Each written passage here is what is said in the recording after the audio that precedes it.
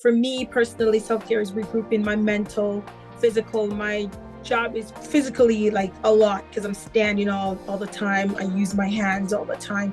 So for me, massage is something that's very important. When I find I'm too tense, to me, I just normally like to get up and travel, go somewhere. That's how I mentally, that's how I clear my mind. I find I'm able to like open up my mind, think, and then I regroup and come back.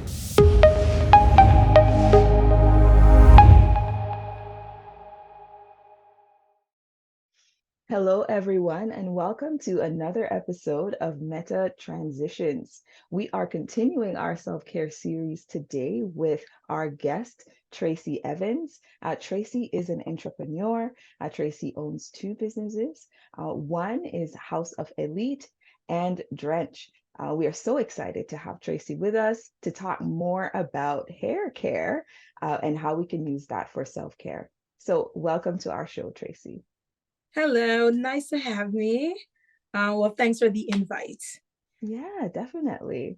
All right. So, Tracey, share with everyone, a little bit about yourself and maybe tell everyone a bit more about, what you do. All right, first to begin, my name is Tracey Evans. I am an entrepreneur. I've been a stylist, professional hairstylist for over 16 years. Throughout my career, hair career, I have, how would I say, started off in the area of relaxers and stuff like that, eventually branched out where I have a clientele where I now specialize in focus on natural hair and the care of natural hair. Throughout that process, realizing that there was a lack of moisture once my clients became natural. And that's how Drench was, born, in the sense of find that there was a need, start telling my clients to put conditioner on their hair, and then it branched out from that till now it's a whole formula, it's a whole movement, and now there's a product. So that's where we're at. Wonderful. No, I'm so excited, to talk more about this because you're right. We talk about our hair. Oh, we talk about self-care in general, but Yeah. then we don't realize that our hair is such a big part of who we are Mhm. as people, Oh right? yeah. So I'm excited to, listen to more of your expertise and find out more about your product and how we can use it for self-care. So before we even get into that, I wanted to talk to you about self-care in general. Like, what does self-care mean to you? Self-care to me is a restart, is how to regroup. So for me, I do self-care. My self-care would be, how do I ow, hold on. Hi there. You look so surprised. What are you doing up here? Um, self-care for me would be, how I regroup would be like travel. Um, but I now realize I have a space where people use that as a part of their self-care. For me personally, self-care is regrouping my mental, physical. My job is pretty like physically like a lot because I'm standing all the time. I use my hands all the time. So for me, massage is something that's very important. For me, acupuncture is very important. That's how I bring myself back to, being grounded type of thing. When I find I'm too tense, to me, I just normally like to get up and travel, go somewhere. That's how I mentally, that's how I clear my mind. I've heard people say they can do staycation, but I can never do a staycation because once I'm home, there's so many things to be done, right? You tend to see what needs to be done. So for me personally, how I care and how I bring myself back, my self-care is when I'm away from the environment and the space that I'm able to like open up my mind, think, and then I regroup and come back. So yeah, that self-care to me is taking care of my mental, physical, and my spiritual needs and bringing Nice. myself back to zero. Yes, no, I'm hearing that sense of holistic practice for Mm-hmm. you. And it sounds like it's more embodied in the sense that you have to leave your physical space and Oh yeah. travel, go out there, explore, Mm-hmm. but also the massaging as well, and wanting Oh to yeah. ensure that your body is relaxed too. Mm-hmm. And, and for everybody, self-care is so different, right? So I'm Exactly. always interested to find out what self-care looks like for everyone. Okay, so let's talk a bit about your business and how did you come into it and why hair? Why hair? I have been doing hair Well, my hair since I can remember, literally, I think around 8 or 9. And that stemmed from when my mom migrated to Canada. My dad did do a little hair, but dad hair is not always the same type of thing. Well, now that we got older, he told me I broke his heart by telling him I didn't like the way he combed my hair. I'm 8. I mean, he's like, oh, it didn't look like all the other little girls at school. So I Mhm. told him I didn't like it. But I fully remember going to at least 2 homes in the morning, and I was always late for school. And each of those homes, the mothers had daughters. So Mhm. obviously they had to take care of their kids first. And I would just remember, how you grew up with the little container of clips. And I Yes. remember just going there with my clips, waiting. And I'm like, I'm late, and the way how our school it was set up back home, the principal didn't care what the whole situation was. They're Yeah. like, you're late, you're gonna get slaps. I Yep. was getting slaps for being late at school. So I said enough was enough. I took matters into my own hand. I said, I'm gonna do what I can do. And I just remember putting my hair either in 1 or in 2 and just kept it moving. From then, I've just been doing my own hair, Mhm. till I remember moving to where my grandmother is, to that's where my sister was living. And that's when I started combing her hair. So Yeah. from then, I was always in someone's hair. From then, I started, if I saw a curl, like a braid pattern on the road, or we go to church, I would see someone do something fancy. I'm like, okay, wait, let's go. Let me try this on your head. And me and my sister laugh till this day about that, because there are times where it wouldn't be so great. And then she'd be left balling. And she's like, what the hell is on my head top? And I'm like, just wait, man. The next one, the next style will look better. And I literally remember one time my grandma's like, why you have Tracey turning your head into like foolishness? And I'm like, don't worry about it. Don't worry about it. The next one, I'm gonna practice and I'm gonna get better. So shout out to my sister's head top for being a mannequin for my entire life. Because even when I branched off and started learning how to do extensions, um we have a story where I remember one time it was the Mary J. Blige song came out, Real Love, you know that one? No, it was Yes. the party one. Let's get it from that one. Yes. So That was a really good one. she had like these blunt the cuts. I didn't start hair school yet, so I didn't know how to get the cuts like that. I was working in a salon at the time, and I kept watching the stylist how she cut. But what was missing was I didn't know the numbers in terms of how to layer properly. So my sister back then, when we had like when you save money to buy like human hair, it wasn't real human hair, but the hair that was deemed expensive. Mhm. And Donnie had bought like a long hair.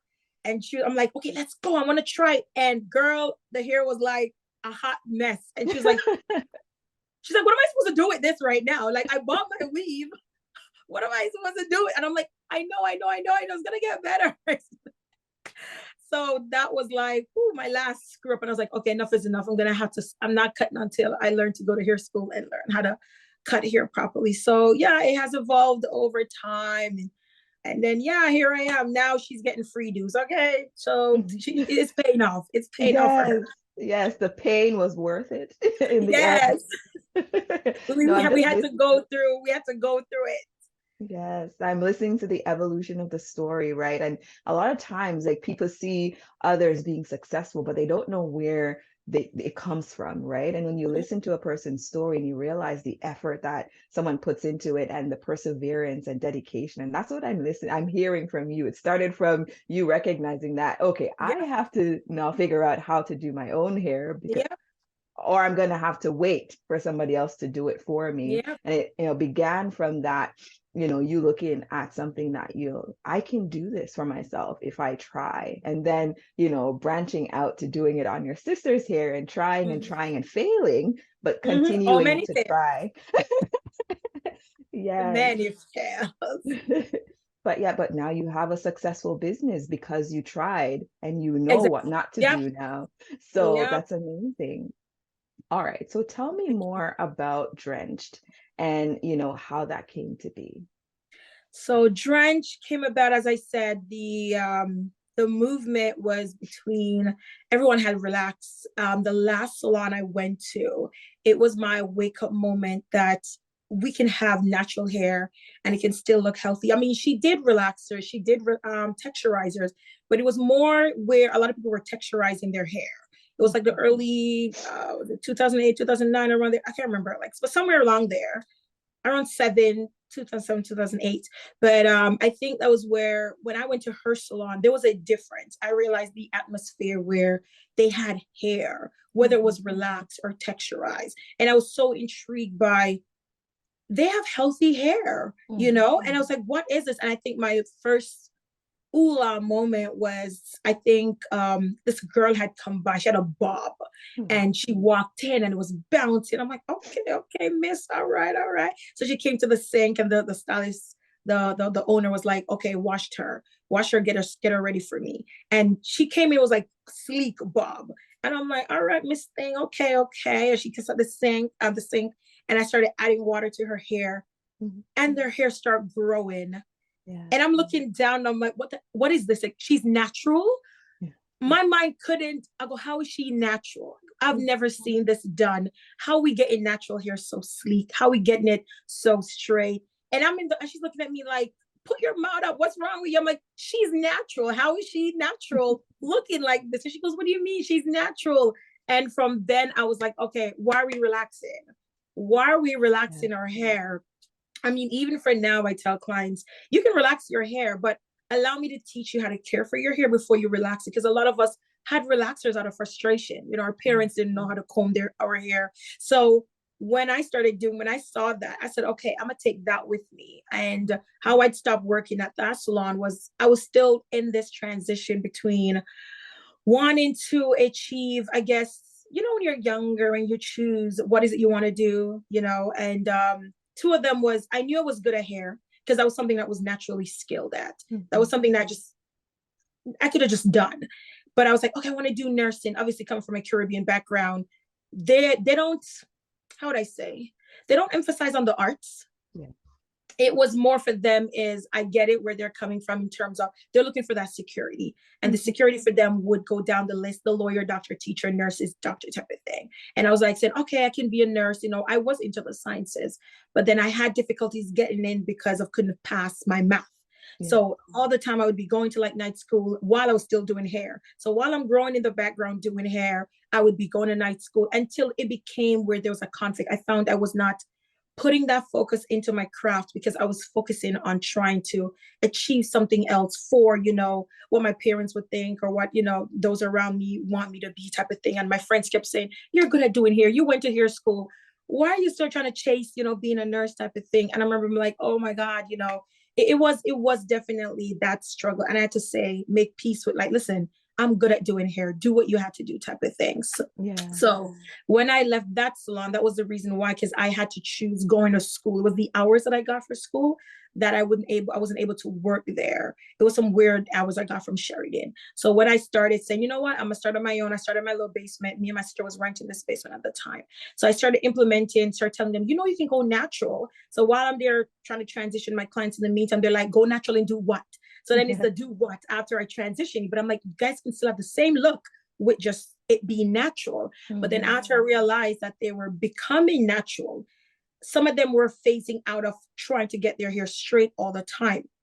Now, when the natural movement was going on, everyone was tapping into their hair being curly. People were now saying, how do I get my curls? And I'm like, oof. I was like, okay, we weren't really taught that in hair school, but I'm going to have to start to fish out and figure out how we can do this. And at the time, there was another client that had migrated with me from that salon, and she used to just put conditioner on her daughter's hair, like when they come to the appointment. So the first time they came, I was like, why is your hair white? And she's like, the conditioner helps to soften it. And I was like, okay. So when I got to the sink, I'm like, whoa, their hair was really soft. So I then try to pass it on to my clients. I'm like, before you guys come, show up, add conditioner to your hair. I eventually realized that the come in is just not enough. It required a consistency. So my mind was like, okay, it's not enough when they come with just a conditioner, because some of them had braids in, and for you to have braids coming out of braids for like 6 to 8 weeks, your hair is really dry at that point. And then start figuring out, how do I let them continue doing this without, it's just when they're showing up to the appointments. By that point, I started cutting back on how often I would see my clients, because by then some of them, after like straightening your hair for a while, the hair starts to like lose like the natural curl pattern. And that's when, as I said, some people were like more concerned about, oh, I don't want my hair to looking straight anymore type of thing. Some of them were phasing out of trying to get that much silk press. But now I had to find, how can I still maintain their hair being soft while they go into their various styles? And that's when me and my clients, I started figuring out, okay, how do you wear your hair? I said, probably start, adding the conditioner, wet the hair down, add the just adding the conditioner, any conditioner to your hair. Yeah. I would get the feedback. They don't like when it looks too white. I said, okay, cut back on the amount. So to be honest, it was over time. It's me and my clients working out what works for some. Some of them would show up and I'm like, whoa, why does your hair feel like this? What are you doing? And they're like, okay, I break my hair down first and I add the conditioner. Then I start realizing the emphasis on water. And I said, okay, let's get in a container, shake it up, break it down half and half. And that's where the whole half and half came from. And from then I would say, break the hair down. After I start doing that, I start seeing the result. I was like, okay, they're showing up. Their hair is soft. What else can I do? Yeah. Then after that, I would say, okay, well, how do you wear your hair? I realized not everyone wear their hair out. Some people wear wigs, some people wear weave. I then had to figure out for the ones who are doing weave, what does that look like when their weave come out? So it was a process between me and the clients, seeing how they wear their hair, what their preferences were. And then from then, I'm like, okay, this is a formula for how, based on how you wear your hair. And after a while, the word kept coming out, because how the word came about, I kept saying, saturate your hair. Yeah. And I realized they're looking at me like, saturate. I'm like, flood your hair with water and conditioner. I'm trying to find a word. And I'm like, oh my God, I'm tired of you guys. Just drench your hair, just full it with water, full it. I'm trying to tell you how to overemphasize, just drench, full it with water and conditioner. And literally that's how the terms stick. When drench, and then it just stuck, and then that's just the name. I'm like, I need you to drench your hair. And they're like, what is that? I'm like, I need for you to oversaturate the hair. And that's literally how it came about. And the product, to be honest, was just the icing on the cake, because I've been having the term for so long that clients would meet each other and they're like, oh, I know that word. Do you go to the same stylist? And I remember I met a client that was a lawyer, and she's like, listen, you've been trying to do this, and you don't want one of these little YouTubers start using your term and all of a sudden capitalizing on something you've been doing for so long. And that's when I said, okay, enough was enough. Like, let me not be stubborn and just figure out how to get this thing going. And that's when, I reached out and try to get the products and be like, and here we are. Here's Drench. Wonderful. No, I love the story, right? Again, just sort of talking about the work that goes into a product and where it's birthed, and how much time and effort goes into it, right? Just kudos to you again for just again using your team, using your clients, and I just want to encourage people out there listening, like you want to do something, a lot of times it's not that far reaching. A lot of times it's possibly something you've already been doing for so long, and you just need the encouragement to bring it to life, right? And I think that's what I'm hearing from you. This is something that you were doing for quite a long time, and you got encouragement along the way. And it sounds like you were very intuitive too with the process of what was going on with your clients, and what was going to be important to them. I also heard a lot of transitions based on trends too, right? People wanting their hair to be straight, but you also wanting to think about how to have healthy straight hair. And then thinking about, okay, women want to be natural and beautiful with their hair. So, okay, how do you move from being, straight hair to still having healthy curly hair, right? And and that in itself was challenging, because I often, like, even now I tell clients, like, they'll come and they're like, how comes no one, tell me to drench my hair? I said, well, you're not going to get that from everyone. That's something that I came up with based on the needs of my client. And it's not in the States, it's just in Canada. I mean, well, I can only speak for where I'm at and the hair school I went to. The curly hair was not a thing. You get what I'm saying? And even I keep telling my clients, even the information we know about hair, it's still from a straight white standpoint. You get what I'm saying? Even the way we moisturize our hair, even that's when Drench came about. Because like I found that when we were relaxed, we didn't need that much product on our hair. All everyone had was the what's that product called? Pink lotion. Yes. And all you needed was a little drip from your hand, rub it in, because then you didn't want the hair to be limp. So I said, even the way we moisturize or style or wash, it's still from a relaxed, straight standpoint. We had to get back, we had to unlearn and undo a lot of stuff that was there to now we end up having hair this big. You know what I'm saying? So Mhm. even the products we use have to be double the amount that we use to feed the hair in terms of what it needs. So yeah, it's going to take a while to, and I mean, some researchers are still there now as more stylists specialize in natural hair care. They're realizing that moisture is what was lacking the entire time. And it Yeah. just means that we have to wet our hair more often. Because even as a community, the average person probably washes their hair 2 to 3 weeks. You know, Mhm. some people, if you wear extensions, it probably might go a month, 2 months. So we're not getting a lot of water on our hair, right? So even that, we have to change how we comb our hair and stuff like that. Yeah, no, I'm hearing that sense of the unlearning movement, right? And I Oh think yeah. it's important, especially for our community, for people Mm-hmm. to realize, yes, there are ways that we used to do things, but it's a very specific white normative, standard. And we have to Mm-hmm. realize, no, we're going to need to treat our hair differently if we want it to be, beautiful and curly, right? So Yeah. thank you. Thank you for, speaking about that and, helping our women and people out there to recognize that their hair can be healthy and beautiful and natural and all the things that they want it to be. Yes. All You're right. welcome. You're welcome. I'm trying. I'm trying. Yes. All right. So our last question has to do with sort of bringing those two concepts together, your business and the idea of self-care. Like, how do you think women out there or people in general can, take care of their hair and it can be something that could be a self-care practice? So, how does my business play into self care? Well, as we mentioned earlier on, especially our woman, our hair is deemed as our crown. It's how we feel. It's centered around our emotions. Um, yeah, hair care and self care goes hand in hand. When someone's hair is not done, or someone is in a mood of some sort, even not even just caring for it, but even a haircut, even a hair Mhm. color, it changes the whole emotion or environment of how someone feels. So for me, I try my best to create a space where a woman can come, we can have conversations. There many times I've heard, or people have asked me, would you do like a barber shop with a salon? And I've always said no, Yeah. because a woman getting done up, I want to create a space where the male figure is not there. Because, a lot of women, I mean, you may be married, boyfriend, whatever it is, you already have to like maneuver through how we converse around male figures, Mhm. but I want a space where women can just freely talk, whatever that is. Even mothers, I'm not a mom, and even my sister is my assistant. Those topics may come up. I don't want a woman to ever feel like she can't speak freely about how she's doing. So that's how I try to create like my space, my business into how self care is.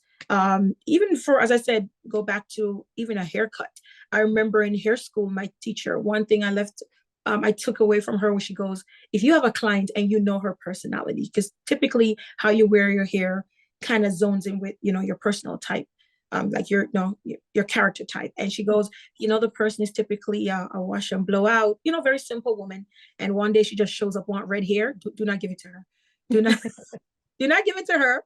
Yeah. Find a way to calm her down, talk her out of it, Mhm. try to do something similar to what she normally does, and then give her a few weeks. If she insists on wanting the red hair or a drastic cut, Mhm. then you can go ahead, because you've had enough time to say, she've had enough time to think about it. Because sometimes, a lot of times, even my clients, sometimes they'll Mhm. show up and they're like, oh, I just shaved my head. And I'm like, shave your head for what?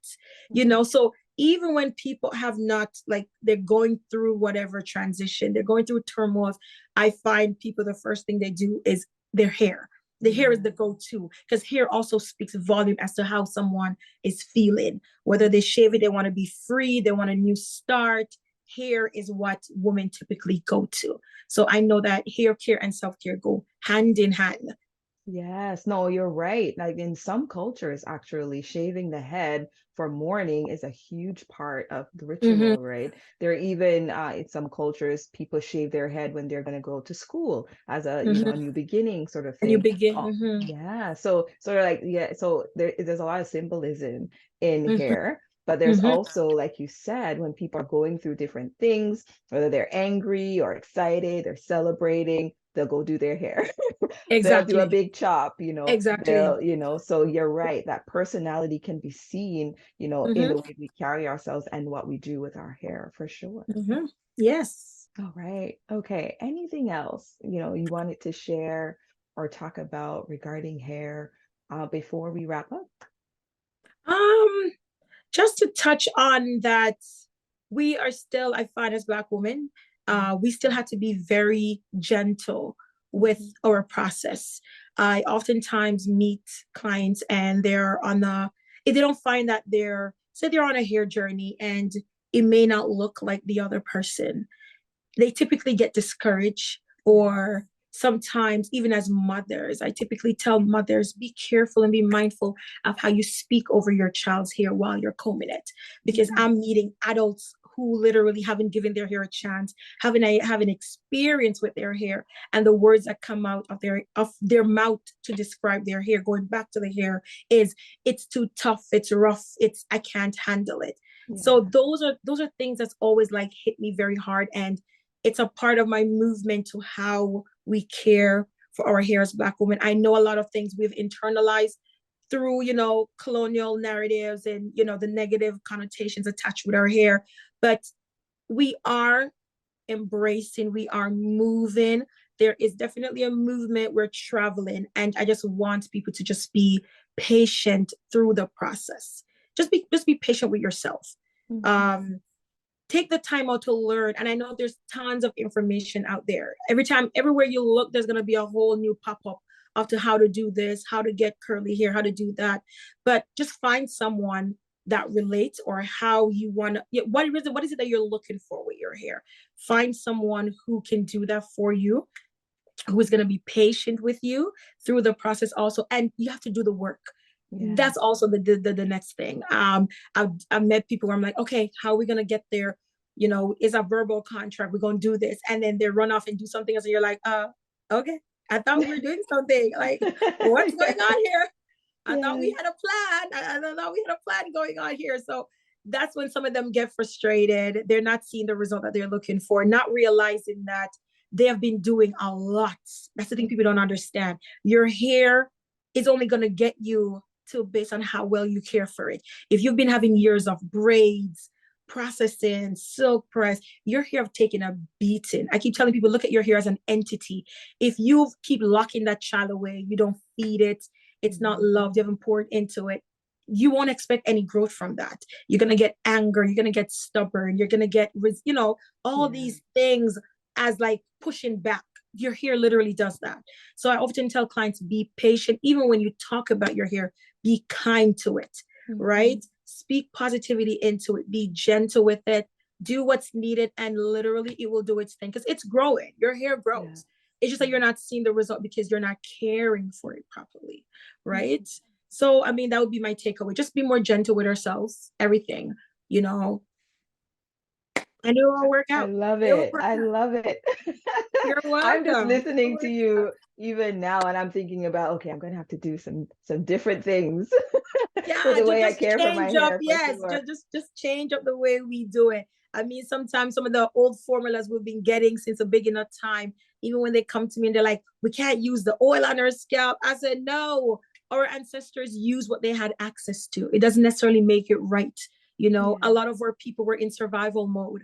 We're now Mhm. in a process where there's so much information. We still don't have to go to what, the grandma, the aunties told you from back in the day. They didn't know better, right? Mhm. We've been perming since we get off the ship. Okay, Yeah. they don't know Yeah. any better, right? So we're now in a place where I'm like, on as we're talking about the unlearning, it's Mhm. gonna take some time, and Yeah. it's the now. We have to do it now, because the next generation is coming up, and we can't go through another segment of where our hair comes up in a conversation and it's not healthy conversations.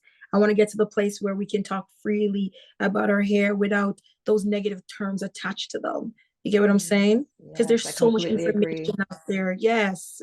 So that's Mhm. where I find myself, and to interject myself to change all of those narratives. So yeah. Yes. Well, we are so excited to have you speak about this, and I know the viewers are going to want to hear a lot more from you. So where can they find you? They're in Brampton, how do they get their hair done by you? How do So they they get your Drench products? okay, so all of that is in one link. So if you get me, I'm predominantly on Instagram at House of Elite, all one word. And you will definitely see Drench products attached. Drench has its own page too. So you can go to Drench Method on Instagram also. And the link to get the products are there. Wonderful. Well, we will be putting Tracey's contact information in the description box below. Go check out her Instagram page and the Drench Method page. And, we definitely want to continue the movement of, Black is beautiful, Black hair is Yes, beautiful, and we just need to take care of it. yes, yes. All of that. We're Mhm. powerful. We just have to just tap into that and believe in it. Yes, for sure. All right. Well, thank you for being here, Tracey, and we look Thank you for forward to talking inviting with you me. more. It was a pleasure. Thank you. Yes. All right. Well, there you have it, folks. Take care and goodbye.